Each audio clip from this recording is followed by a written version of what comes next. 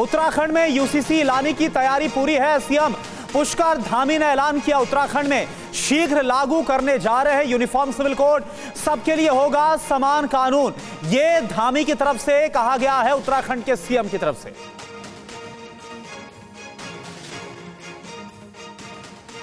और यूसीसी पर धीरेन्द्र शास्त्री का भी बयान सामने आया है। कहा है कि एक देश में एक कानून जरूरी है, विरोध करने वाले देश में एकता नहीं चाहते हैं।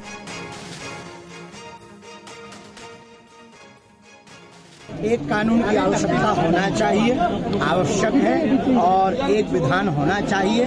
इससे जो है सामाजिक समरसता बनेगी और फूट जो है वो फूट की पाट मिटेगी, खाई मिटेगी। एक विधान, एक कानून होना चाहिए।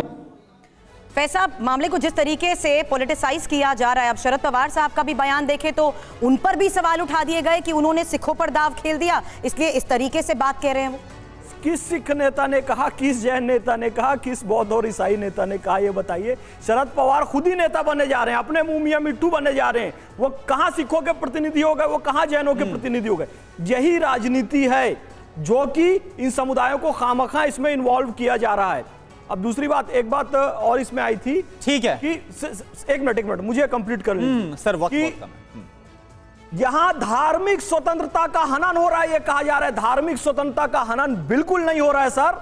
नमाज पढ़ने का, रोजा रखने का अधिकार आपको रहेगा, और विवाह में भी समान नागरिक संहिता लाई जा रही है। तो ये नहीं सब। चलिए ठीक है सर, अब वक्त की कमी है सर।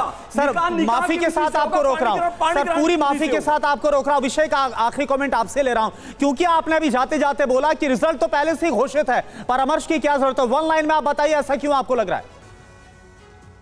नहीं, जिस तरह से बयान भारतीय जनता पार्टी के नेताओं की तरफ से आ रहे हैं, प्रधानमंत्री जी बातें कहते हैं या अन्य नेता प्रवक्ता कहते हैं, उससे साफ तौर पर लगता है इन लोगों ने मन बना लिया है कि हमें ये चीज लागू करनी है। तो फिर हमें लगता है कि सबको एक मूर्ख बनाने का प्रयास हो रहा है कि आइए अपने सुझाव दीजिए, अपने राय दीजिए, हम इन चीजों को एनालिसिस करेंगे, तब हम रिजल्ट तक पहुंचेंगे। आपको लगता है शिवम, आने वाले वक्त में 3 जुलाई को होने वाली बैठक के बाद ये सुर बदल सकते हैं? TV9 भारतवर्ष ने एक निर्णय लिया कि 12 बजे हम एक बुलेटिन करेंगे और ये तय है।